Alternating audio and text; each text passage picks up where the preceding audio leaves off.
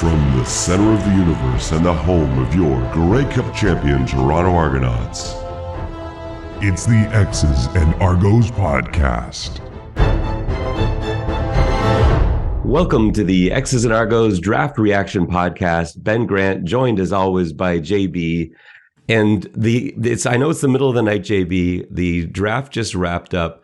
And I'm looking at these picks, and I think for what is now was it fourth year in a row? I feel like the Argos have nailed the draft once again.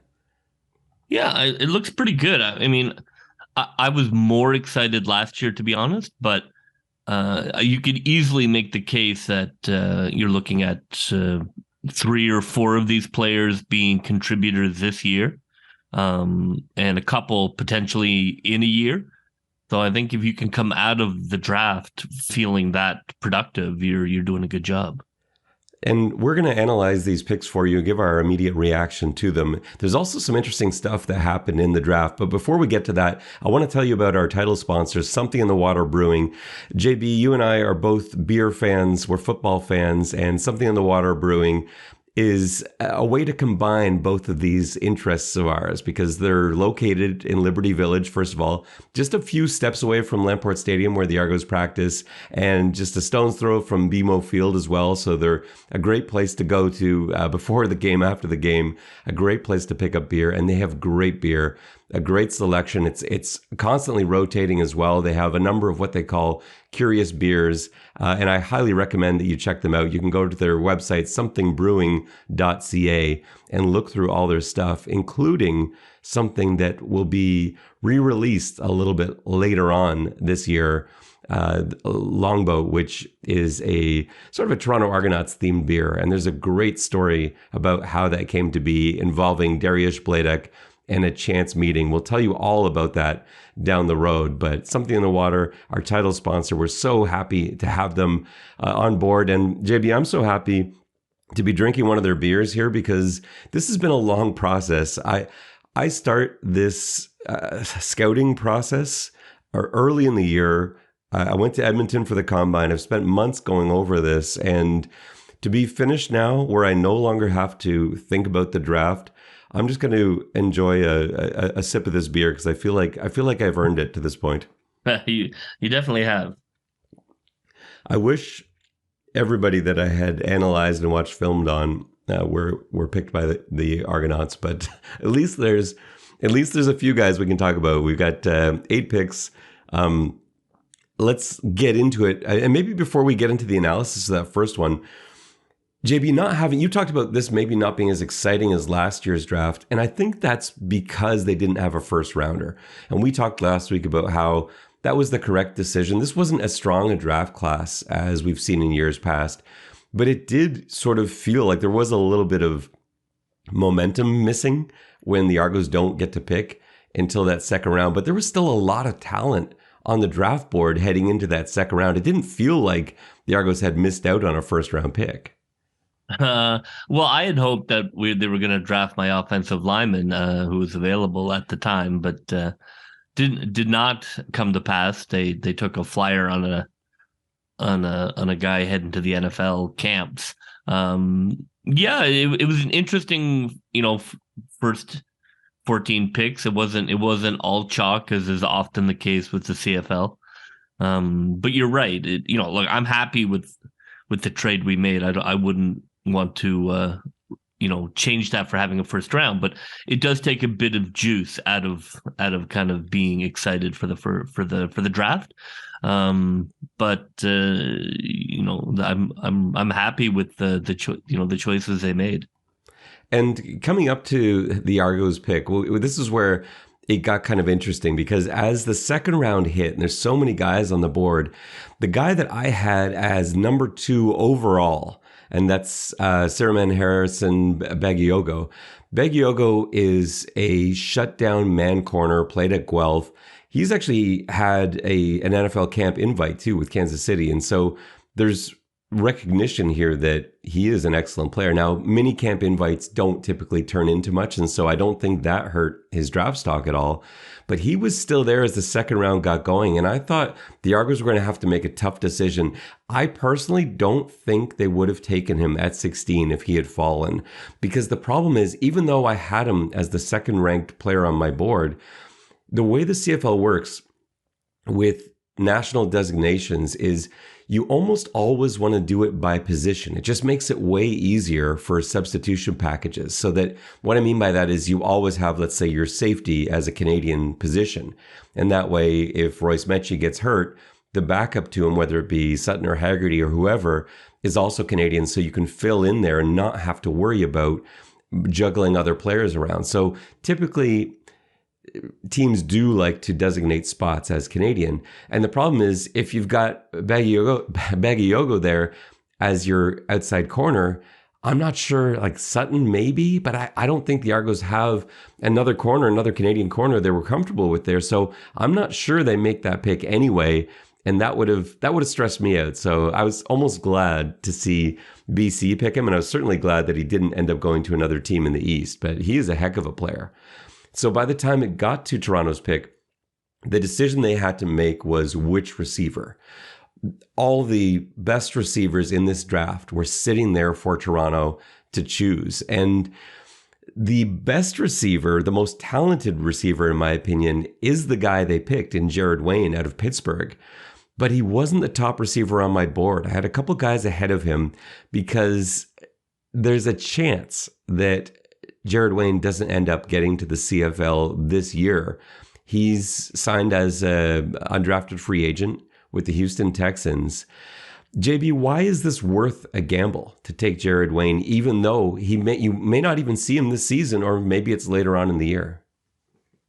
Well, I mean, I think that when you look at what he signed, he didn't sign a huge deal with Houston, so I think it's a worthwhile risk. I mean, I think it probably speaks to there wasn't anybody in the draft that they thought could immediately make the roster.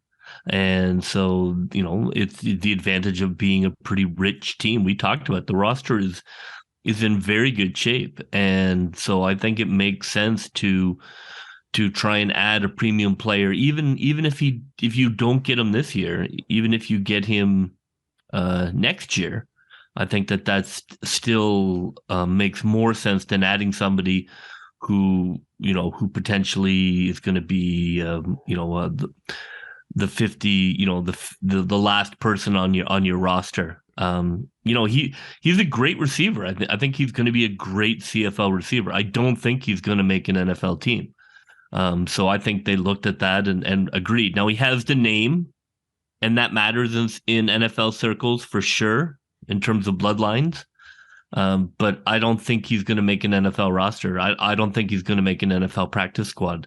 I just don't think he is an NFL player, but I think he's going to be a terrific CFL player. So I think it's a great choice. Yeah, I agree with you. And he's just lacking that little bit of speed. I think if he's just slightly faster, I think he ran a 4.65, but he's a big receiver, but at 6'3", 210.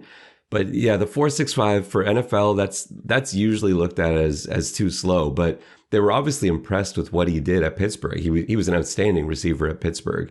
Now, how he translates to the CFL, you can kind of do anything with him. He played mostly outside at Pitt, but he's got the body type that you typically see from your R and your Y receivers in the CFL, depending on the system. The way Coach Dinwiddie plays it, that's typically something you'd see from your inside receiver, your R receiver.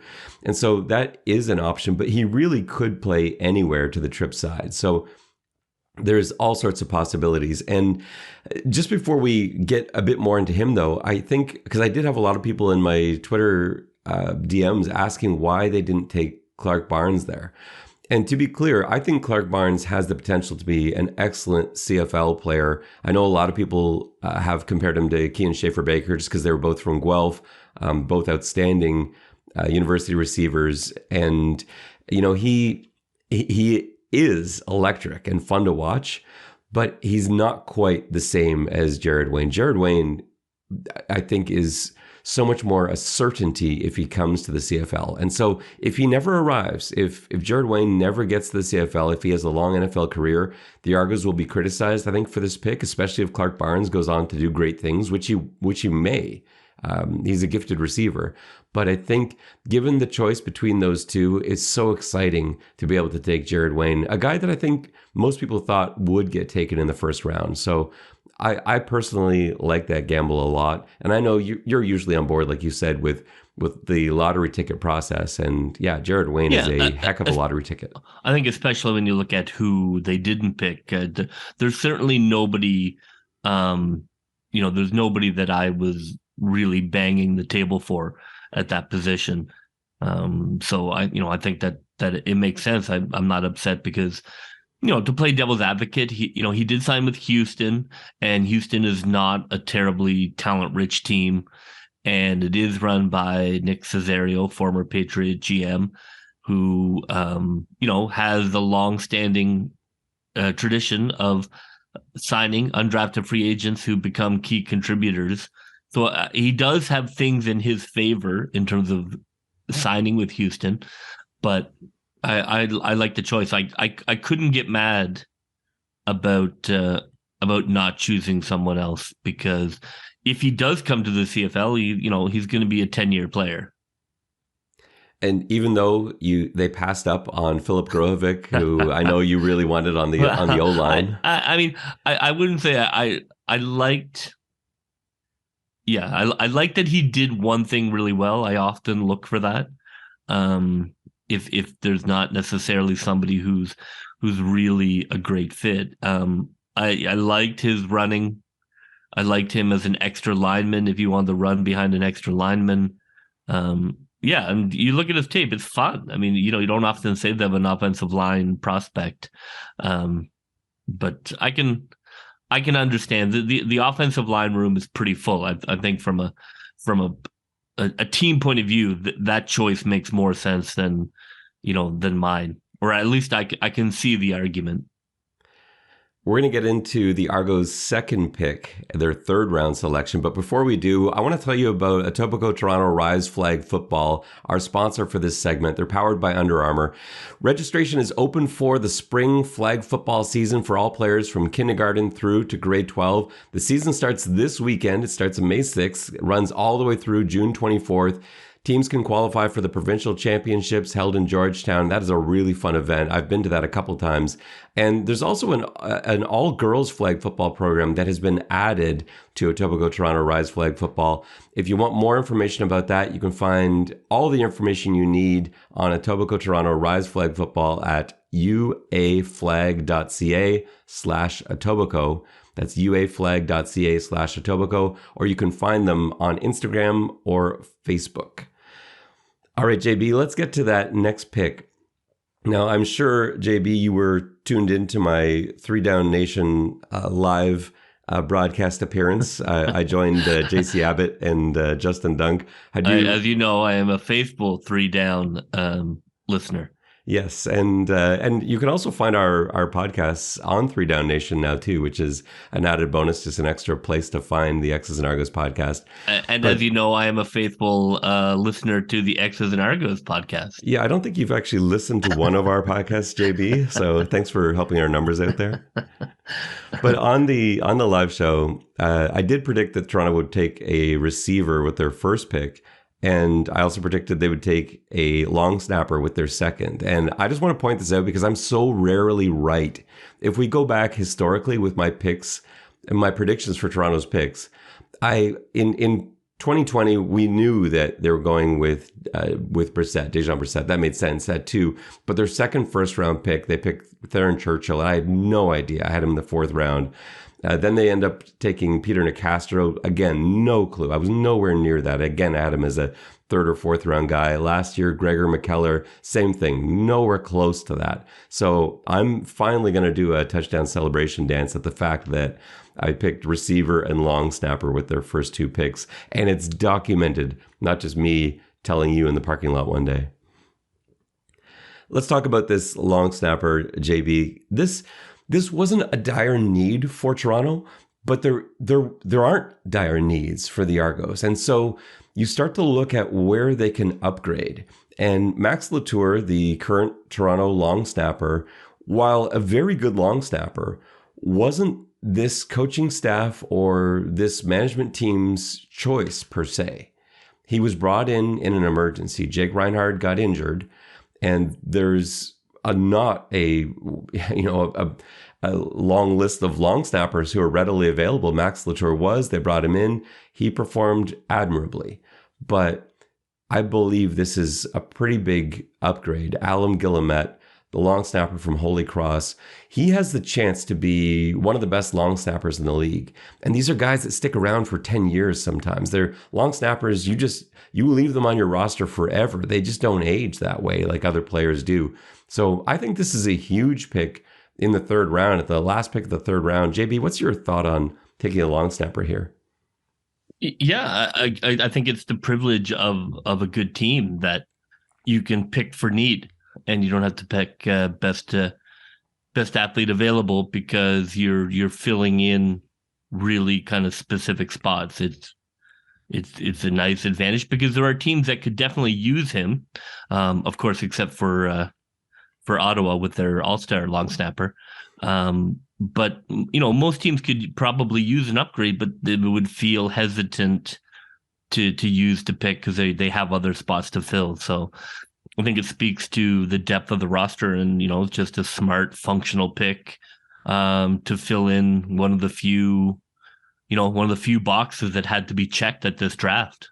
Yeah, I love that you said that. That's the beauty of having a full roster like this, is that you truly can go best player available and say, like, what's the best thing for us? We don't need it, but yeah, of course we can go shopping for a long snapper here because we can.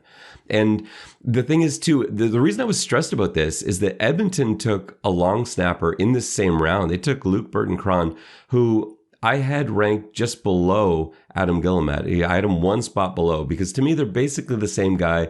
I like Guillemette just a little bit more in terms of his snapping. I think Burton-Cron as an athlete is amazing. He played at UBC, and he's like, he's potentially a linebacker in this league. He's actually a really good football player, but he'll obviously focus as a long snapper. Adam Guillemette is only going to be a long snapper, but that's okay. That's what that position is to me. If I were an Edmonton fan, I would have more question marks about choosing a long snapper than I do. Well, they need one as well. Like Edmonton had so many picks too. Like they're all over the place. They're mentioned, several times in every round. They had a pretty interesting draft, and they weren't chalk, which is not going to surprise anybody. Chris Jones does his thing, and had some really nice picks. But I don't actually mind that long snapper pick for them. But I think Toronto came away with the better long snapper, and so I'm excited for that. And it's. For Adam Guillemette, it's his. We're talking too long about long snappers here, so I will wrap this up. There's only so long that you can entertain people on a podcast talking about long snappers. I apologize to special team coaches, including you, JB, but Guillemette absolutely fires that punt long snap back. It is like a rocket. It stands out. We sat there watching a combine long snaps, and you got one player after another, whether it was the Invitational Combine or guys doing it again at the National Combine. Guillemette's long snap for punts is astonishingly good. And that's why I say he has the chance to be one of the best in the league. The field goal long snap is great, but the punt long snap really stands out, and you'll see it. You'll see it right away. It looks different. It is just, it doesn't change levels. Like there's no arc to it. It is just a laser beam. And that gets me pretty excited. And I don't typically get excited about special teams. That has me excited about special teams. So great pick as far as I'm concerned from the Argos. Let's move on to the fourth round. This is a pick that I would criticize a little bit just because I didn't have him ranked this high, and that's fullback tight end Spencer Nichols out of Western. And I think, for me, it's not that I don't think Spencer Nichols will be a good player. I do, but I had him ranked 62nd on my board. I felt like he would have been around there later. I thought there were other guys you could have taken. Now, what is there to like about him? Well, they're trying to fill the shoes of Declan Cross. They've got Mario Villamazar, who they brought in from BC. But that's a guy that can sort of, groom Spencer Nichols, teach him the position, show him the ropes. Spencer Nichols is going to be able to come in right away and contribute on special teams. He's a big guy, 6'3", 215. Hits like a truck. Western used him as sort of like a wing, like an H-back. So like, a couple feet off the line, just to the right or left of the tackle. And he would come flying across the line of scrimmage, kick out the opposing D-end, and not just kick them out, but blast them into next week. He's a highly physical player. And so you could see him, even though Coach Dinwiddie doesn't really use the fullback tight end role that much, when he does, you can see him being an asset, and he's going to be able to contribute this season on special teams. So a reach in my mind. I get it though. If that was their number one fullback H-back type on the board, I get taking him here. Do you see it as a reach, or are you happy with this pick? Yeah, I think so. I mean, it adds depth to a position. It gives them a little more camp competition at a position. I might have gone for depth at offensive line here. Still relatively early, but I do love his violence, and I think that. Well, after like I said before, like after the third round, you're looking for people that have one exceptional skill. At least that's my kind of philosophy. Is like if they have one exceptional thing about them, that's what you're looking for. You're not looking for well-rounded anymore. Well-rounded is in the first and second round. So his capability or his aggressive violence, I think stands out. And so he's, I'm all for giving people a shot who have that one thing. I don't know, he's not going to run the ball very much. And I don't know why he didn't lift at the combine. But the tape certainly shows that he I bet you his lift, he had to have been injured because he certainly comes across as strong on film.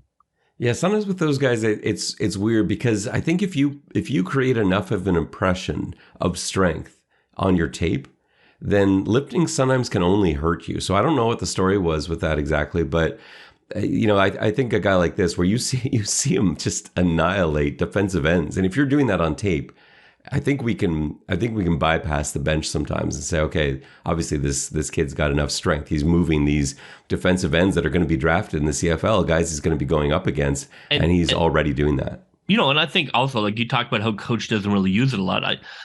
We've talked about this. Maybe a little more is good. A little more help. We don't necessarily have running backs who are. Our running backs need a step or two, right? Like they're not lightning. So, maybe a little fullback action to give them that extra step. Maybe that's something that they're looking to incorporate more. And it would be probably from an H-back spot, not like a traditional fullback spot, I wouldn't think. But yeah, he certainly helps in the run game. Like that's how Western used him, was in the run game. Occasionally you'd see him leak out into the flats for a pass, but it was a rarity. He was a weapon running the ball. Western, that was sort of their thing. Like between their offensive line, which we've already talked about, and their tanks at running back, that was their game plan. So I mean, I love that. Like for me, defensively, I hate a team that's beating up on the ends, especially if you have somebody who's a little lighter outside for pass rush, and you're forcing them to take on a physical block and then take on a physical receiver. That's going to slow a guy down by the time you get to the fourth quarter. Yeah, I agree. And again, he's a guy that's going to make the roster. So here we are, last pick in the fourth round. Spencer Nichols will make the roster. And we talked about that in our draft special last week, JB. In the CFL, there's such a low number of picks that hit, a low number of guys that get playing time, that dress, that are taken in the CFL draft. It's shockingly low. And for the Argos to get through round 4 and have you and I believe that all of these guys to this point are going to be dressing on game day is a pretty big win, I think. Yep. Now, you talked about maybe looking for O-line depth with that last pick of round 4 instead of Spencer Nichols. And I agree with you. That's probably where I would have gone too. But what worked out really well for the Argos, and they had no way of knowing that it would at this point, nobody took an offensive lineman between that pick at 36 at the last pick of round 4 and their next pick when they did take an offensive lineman. So clearly, Edward Paradis, who is their pick at 45, offensive lineman out of Houston Baptist, he clearly was their next available lineman. So if they had taken a lineman in Spencer Nichols' spot, it would have been Edouard Paradis. So it worked out well in the end. It seemingly they could do no wrong here, but it was a gamble. They couldn't have known for sure it would work out that way. But let's talk about Edward Paradis. This is he's the first player that I won't guarantee will make this roster, but I feel pretty good about it. So he's out of Houston Baptist, 6'4", 320, pretty good size and strength. This is a guard. I think he's only going to play guard. I don't think he's looking anywhere else. But he played guard, started at guard, in fact, on both sides. He was a right guard in his junior season, and his senior season played at left guard. And he's good enough to immediately compete with Gregor McKellar. Now, I don't expect McKellar to actually be starting this season. I think this is probably going to be Ryan Hunter and Bladek. I think they're probably going to be the guards. But if Toronto did decide that they like how Ryan Hunter has come along as a tackle, maybe he beats out Isaiah Cage in camp and ends up being that left tackle. Now suddenly you're looking at Paradis and McKellar battling it out for the starting guard spot. And we know McKellar can play already. And Paradis is not a downgrade from McKellar. These guys are on a very similar level.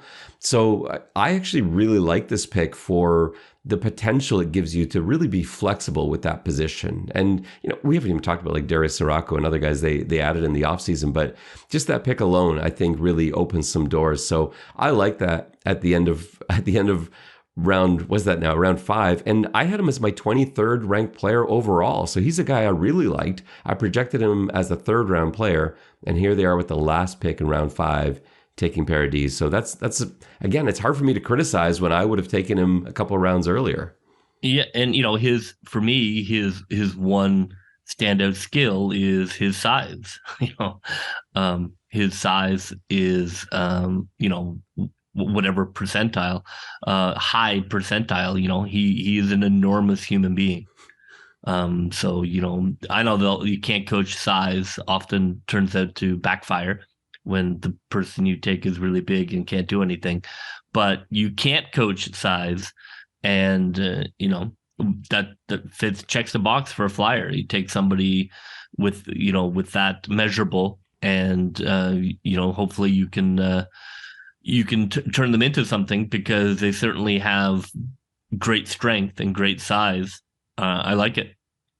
And add in 22 reps on the bench. That's not bad either. I know. Love it. I like it. I like the adding to the depth, and I like, I like that choice there too. I like choosing somebody who clearly has some elite measurables. And let's see what their footwork is like when they get into camp. So round 6 comes along, JB. They have 2 picks in round 6. Pick 47 overall. They got in the trade with Edmonton from last season. This I kind of felt like this was going to happen as we hit round 6. I've had this. I don't even know how to explain it. People have criticized me for my grade of Richard Burton, wide receiver from Queens, who was picked by the Argos 47th overall, round 6. I had him as 46 on my board. So he got picked 47. So you can't say that I was wrong in ranking him there. But everybody I've talked to since the Combine, and everyone I talked to at the Combine, everyone I've talked to afterwards, had Richard Burton ranked way higher than I had. People had him. I heard him mentioned in 2nd round conversations, 3rd round conversations. I didn't personally see it on film, but I seem to be the only one. Everybody loves Richard Burton. Now, I'll tell you what I saw in Richard Burton, a player I like. I had him 46, but to me, he's a special teams player. I don't see him getting meaningful reps as a receiver. I know his tape looks different than his testing. Like he does, when you watch his tape, he looks fast. He's open a lot. But I don't really see, you look at his measurables, they don't really jump out. But what I do like for him is I think he's an immediate special teams contributor again. And that's somewhere they focused. The Argos special teams struggled last year. And Burton's a guy that is going to bring immediate toughness. He's got some size to him, like he's 6 feet 183. He's not huge, but he's solidly built, and he's way more aggressive than you typically get from the receiver position. So he'd be a guy that I think will contribute, or at least challenge to contribute right away. And for a sixth round pick, if you've got that going on, and picked one spot later than I had him ranked, the guy that was maybe toughest on him of everyone that ranked players for this draft, I can't really complain about the pick. No, he kind of checked my Kelowna box. I knew once Burton was chosen that ended the Kelowna dream for me, for the Argos. Yeah, he's clearly, a great locker room guy. A positive energy. You bring him in, you're going to get 100% energy, 100% effort. 4.67 is a decent 40. 13 lifts is good strength for a wide receiver. Yeah, I agree with you. He is special teams for sure. Worth a look. I think anytime you can bring a good guy into camp, you should always try and do that. So, I think the pick makes sense. He doesn't have, we're getting a little lower now, so it's going to be harder to find people with a standout measurable. But clearly everybody who talks about him as being a terrific leader and a terrific person. So I think you inject that into the camp, and that can only help keep intensity up, keep the competition level up. So it makes sense. But I wouldn't say I'm excited about the pick, but it's fine. Everyone else is excited, but it seems to just be us. But like everybody loves Richard Burton. So and of course, you got to love the name. So there's that at least. If nothing else works out. We'll see wide receiver if he lays stick as a special teamer. I'd have to say my defensive bias raises an eyebrow. That's the thing I swear he can do. And again, at that spot, I think it's pretty good. And like I said, no one has a bad word to say about him. So yeah, let's see it. With the last pick of the 6th round, the Argos took another guy that I projected to them. This is such a rarity, JB. Ife Onyemenem, which is going to trip me up, I know, at least a few times this season. Ife, you and I both had a chance to coach against. He played at St. Roch, went to Football North, ended up at Wilfrid Laurier. The reason I projected him as an Argos draft pick is not for his linebacker play. He played middle linebacker largely at Wilfrid Laurier and was highly effective there. It looks great as a CAS linebacker. He's not going to be a positional player as far as I can see right now in the CFL. So he's 6'1", 215. Because of some of his measurable limitations, he really only can play Mac in my mind. I don't think he has the speed or the coverage ability to play the other linebacker spots, and he's just not big enough at Mac, and he doesn't really have the frame to add a lot of weight here either. And so he's one of those guys, and every CFL roster has a few of them, who will be dressed as a Mac or will linebacker, but really their job is to be a special teams ace. And that is something he can do extremely well.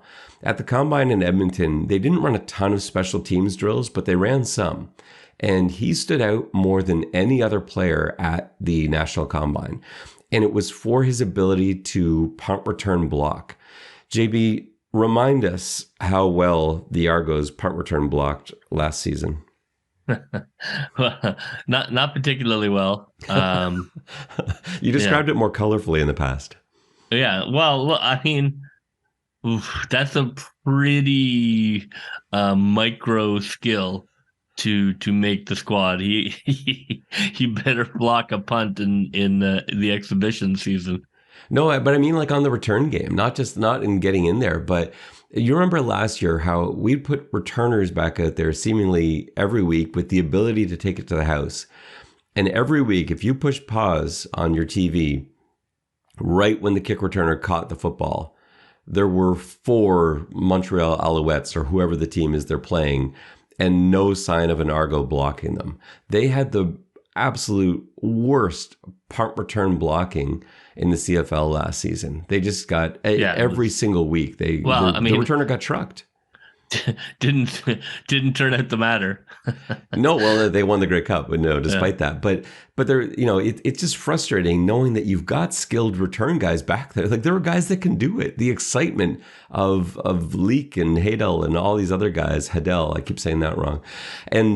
And yet they could not get any space for him. And then you look down the road at every other team, the Chandler Worthies and the Mario Alfords, all these former Argos. And it's not like those guys have a skill that the Toronto return guys don't, but they had blocking and Toronto didn't.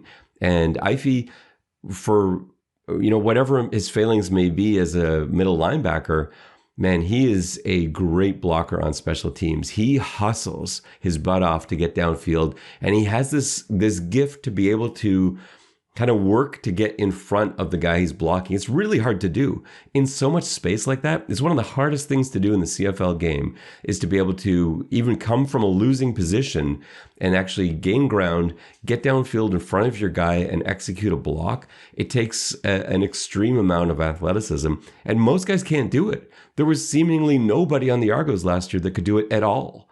And so to bring Ify Onyeneman in here who can do that, who is the best in this entire draft class, in my opinion, at that skill, I think that gets him on this roster. You think so, eh? Yeah, I do. Over Sir Richard Burton?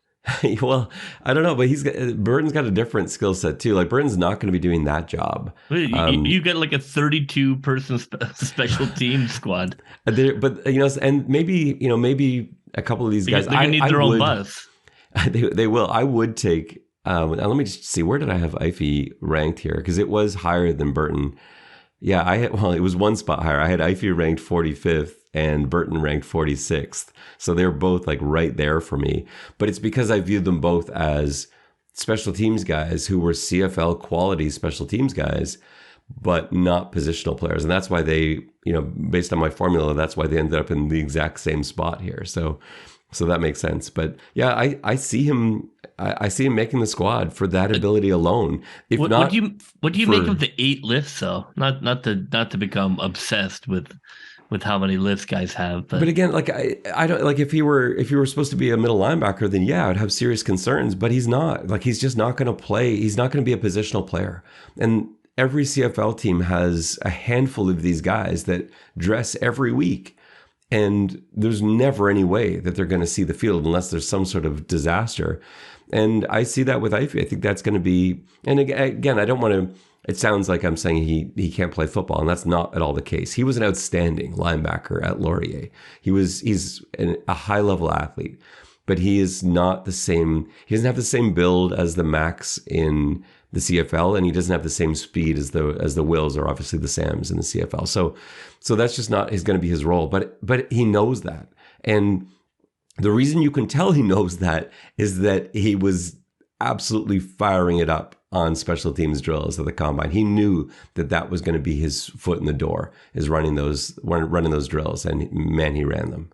So yeah, I think that's a really nice pick. Again, we're talking last pick of round 6. Yeah, and I think he makes the roster. I think it's probably between him and Sir Richard Burton. I don't think they both make it. I know you have a special teams bus, but I do, and I have Ify as one pick higher. So I guess in my mind it would be him if it's one of the two. But I think they both got a shot at it. All right, we'll see. So last pick of round 7, their second last pick of the draft. This was an interesting one too, and I was wondering when he would go off the board. And this is a player I didn't actually put on my board because I didn't know what to do with him. This is Brendan Murphy, DB out of Western. And the reason I didn't have him on my board is because he injured his ACL and required surgery. So he wasn't able to test. He will not be able to start the season. And I think based on his timeline to return, I think it was JC Abbott from Three Down Nation, and I'm sorry if it was John Hodge. It was one of the two of them, but I think it was JC who had Murphy's return date as being September of this season at the earliest. And I just look at how the Argos have treated knee injuries in the past. We looked last year at Peter Nicastro, for example. He was back and practicing and ready to go, but they decided to wait on it. And I think it'll probably be the same thing with Brendan Murphy, especially being a rookie. I think if he's ready to go in September, October, they probably just sit him for the year and he comes to camp next year. But the reason this is such a huge steal is we're talking about round 7, where nobody, that's not really fair either, so few people drafted in round 7 make CFL rosters. It just doesn't happen a lot. And Murphy, while he probably won't be available to the Argos this season, at least not for most of it, is one of the better DBs in this class. And a safety at that, where the Argos have kind of invested their position as a national player. So if he can come in next season with a year of strength training, a year of understanding the program under his belt, a fully healthy and recovered ACL, I think he's got a real shot for serious playing time next season based on his play at Guelph and then Western. He's a really good player. He's a really good safety. Big, hard-hitting, loves contact, a player that any defensive coordinator would look at and fall in love with. So it's a pick for next year. But again, the Argos are the team that had the luxury of doing this. The other teams didn't. And that's why Brendan Murphy makes sense to me at the end of round 7. Yeah, absolutely. I think other than choosing, a guy who's taken his shot down in the NFL, picking an injured player here is absolutely the right pick to just put him on the shelf and like you say, get him on the strength program, get him in his playbook, and then all of a sudden you've basically added a 2nd round pick next year. And if you want like a comparison too, like Robert Panabaker, who's another player that I really liked as well, he played in that same secondary with Murphy at Western. And he's healthy, and he was taken in round 5, 40th overall to the Hamilton Tiger Cats. And I think Murphy's a better player between the two of them. So Panabaker's healthy, and that's why he got taken in round 5, 40th overall. To lose a year for the Argos, who don't need a Canadian defensive back this season from this draft, in round 7, 23 picks later, for who I think is a better player, a better defensive back. Yeah, that's a big win for Toronto. JB, let's get into the last round, and not just the last round, the very last pick of the draft. And I'm going to give you a moment to stand on your soapbox here, JB, because I know not to call this player Mr. Irrelevant because it is something that drives you up the wall. Please take a minute on your soapbox. Talk to me about this term. It's not a CFL issue. It was just this will be interesting for no one. A minor thing that I rage about, which is when the NFL draft was 12 rounds, the last pick was known as Mr. Irrelevant. But now the NFL draft is 7 rounds. So they can't possibly call the last person picked Mr. Irrelevant when you've cut 5 rounds of picks. Whoever you pick at the end of the 7th round is incredibly relevant. So it drives me bonkers they use that term without ever referencing that, yes, indeed, at the end of the 12th round, you would definitely be Mr. Irrelevant. But to use it now is idiotic. And one of the people with that title on the Argos, of course, is Chad Kelly, who was the last player taken. Well, of course, in his draft year. And the San Francisco, the Niners quarterback, of course, these guys turned out to be good. It's only 7 rounds. Right. There's no reason, and then there are, hundreds of undrafted free agents. The fact that you got drafted suggests that you are incredibly talented. So get out of here with that Mr. Irrelevant nonsense. So let's talk about Mr. Relevant, Oh, Anthony nice Vandal. transition. Yeah. So yeah, this is a nice pick too. So Anthony Vandal, Sherbrooke, offensive lineman, 6'3", 290. He, I think, is worth a gamble here. He was an all-star for 3 seasons in Quebec, and that means something. This is good football they play out there. The reason he dropped this far is that he only played tackle for Sherbrooke. What are they? The Verre or Sherbrooke Verre or, and he's not going to be a tackle in the CFL. He doesn't have the size. He doesn't have the quickness to be a tackle in the CFL. He really should be a center. And if not a center, a guard, but he really should be a center. Now, he's on that path. At the combine, I saw him snapping. His snaps were actually pretty good. But there's more to playing center when you play tackle your whole life than just getting the ball to the quarterback. And that's going to take some time. He's not going to be ready this season to play center, but that's okay. Toronto doesn't need him this season. But if he does nothing but work on that skill and really prepare himself to be, the next center of the Toronto Argonauts, or at least a backup center for the Toronto Argonauts, he's got some competition with Braden Knoll. You've got Sirocco in there too. But talking about down the road, talking about next season, I think he's got some real opportunities. There's guys he can learn behind, but this is a guy that knows how to block a man in front of him. You don't get nominated as a 3-time All-Star in Quebec without having some skill on the offensive line. So for the last pick in the draft, he is certainly relevant, JB. Yeah, I mean, that's always my default, is to draft depth there, because it is the position. I know we had so many last year, but it's a position you can never have enough of.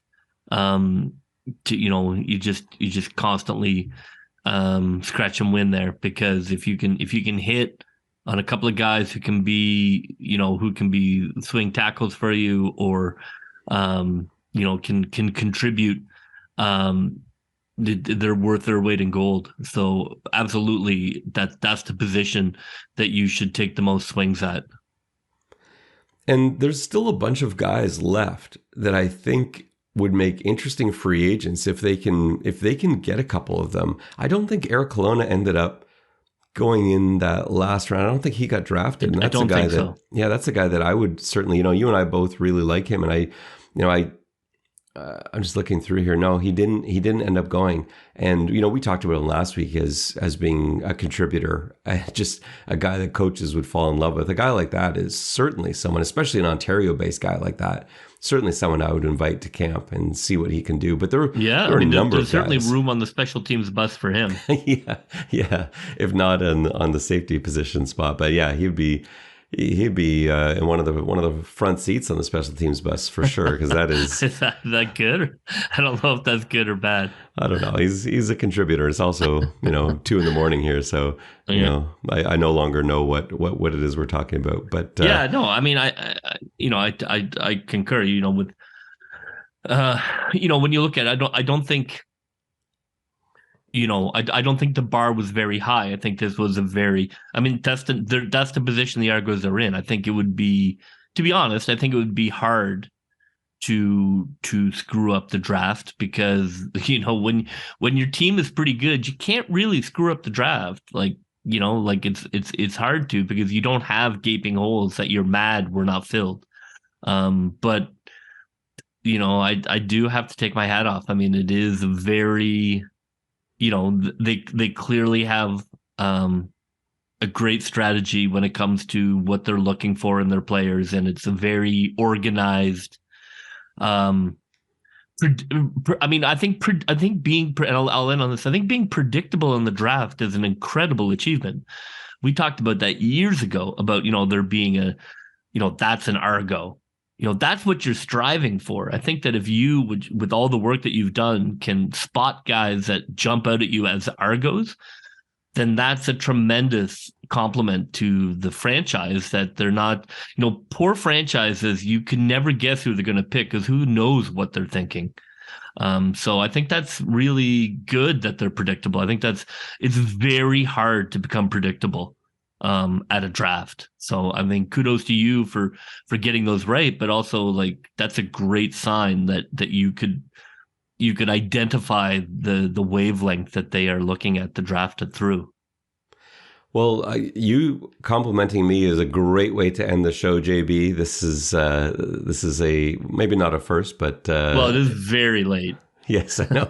I know. You've And not had a lot of sleep. I have to get up in and fairness. stand in the rain tomorrow at practice. So let's wrap it up. All right. Well, we will do just that. And just before we go, I think, just going forward and to add on what you said, I think next year will be a real test for the Argos because of that sort of double cohort 2020, 2021. There are a lot of, and this goes for all CFL teams, but there are going to be a lot of players whose contracts expire at the end of the season.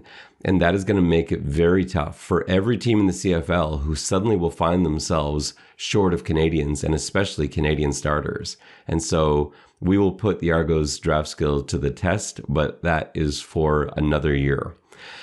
We will leave that for now. JB, again, thank you for staying up with us, and thank you for your analysis and your hard work in this draft too. And that's not something that that I want to leave this episode without saying, because you may not have been with me in Edmonton, you may not have put in quite as many hours, but you've certainly looked this through, and you know what you're talking about in this draft. So it was great to be able to walk through this with you. For JB, this is Ben Grant saying so long, and may all your pre-snap reads be good ones. I'll see ya. Go, Toronto Argos, go, go, go. Pull together, fight the foe, foe, foe.